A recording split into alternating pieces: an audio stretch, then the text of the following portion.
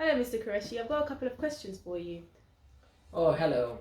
Thank you so much, and I'm here to answer any of your questions. So, yes, please go ahead. What's the difference between a skilled worker, work permit, and a Tier 2?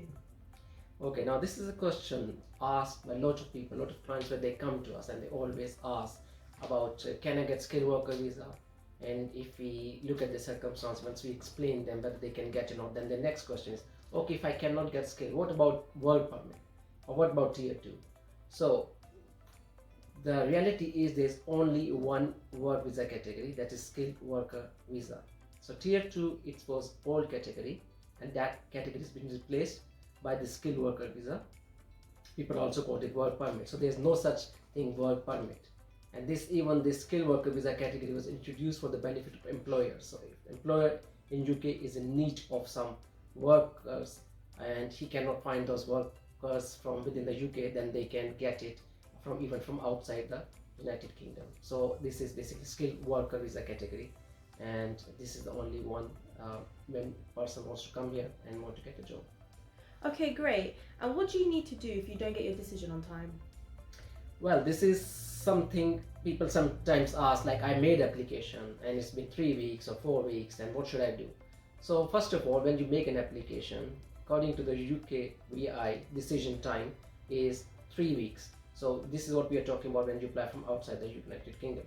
So it's a 3 weeks, and if you want a faster decision, then you can pay extra, and then you can get decision within 5 working days. Now say, for example, if you have paid already whether for faster decision and even for the normal decision, and you don't get decision within the time stipulated by the UKVI, then you can contact them. So there is a helpline, there's a telephone number, even you can contact by email. Both are paid, because if you will contact them by a telephone call, you still need to pay, and even if you want to inquire by an email, and still can pay. So it's a good idea that once if your time is finished, like when you expect a decision that it should have been received and you don't receive it, you can always contact UKVI and ask about the decision.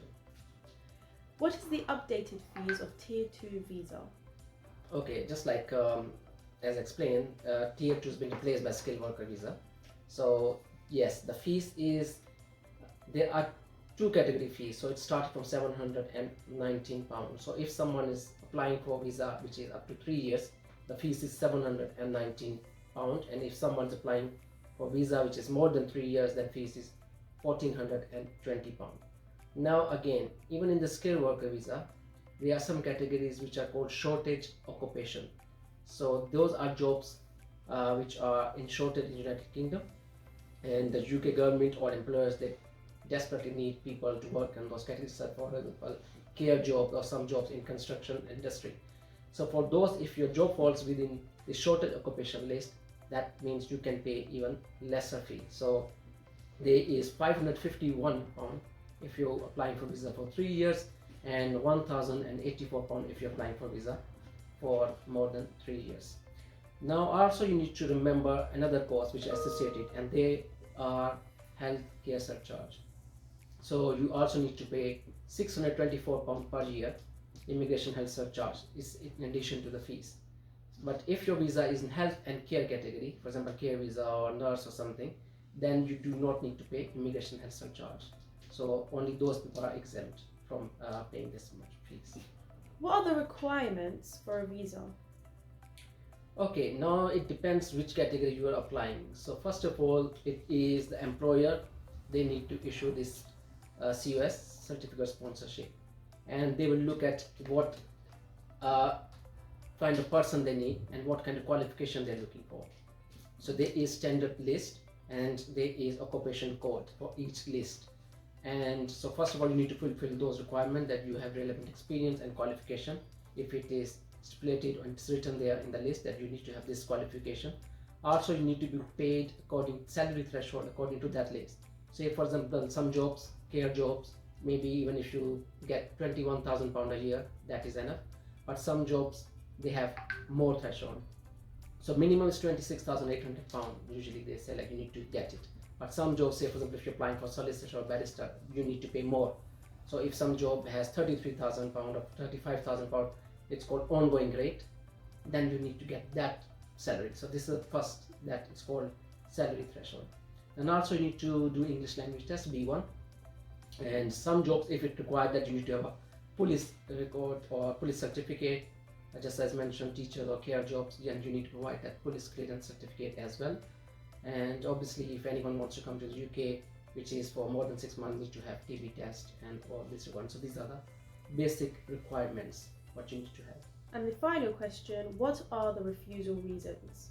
Refusal reasons are sometimes people when they do not read the guidance, home office guidance. So if they are not paying according to the salary threshold, so if your salary, say like ongoing rate is 32,000 and the employer is wrongly issuing you CUS and saying that we'll pay you 26,800, it means you cannot get it. Also sometimes it's English that it's B1, it is basically, it's in each component. There are 4 components, like reading, listening, writing. So it has to be in each component, because we have seen that sometimes what's happened with the candidates, they get overall B1, but in one of the components, for example in listening, they get less marks, 3 or 3.5 or 2.5. So it has to be in all 4 components. So you need to look at your requirement in this one. And also when you make an application, you need to disclose all your immigration history as well, and to the best of your knowledge, do not hide anything, for example previous refusal or any decision, because that will count as a deception. So provide all information, provide all the supporting documents, provide your work experience letters, your offer letter, and your CUS, which will have full details where you'll be working. So once I think you fill all the requirements, and there are always the chances that you can get a positive decision in your favor. But as I always say, this is a professional job. Even if it sounds like simple and we provide our guidance, try to use some solicitor, any solicitor that you like, and go and try to get the help. And if you need any further information, clarification, we're always here, so you can contact us, KQ Solicitors, and our email is info@kqsolicitor.com, and WhatsApp number is 078 538 44688. Thank you.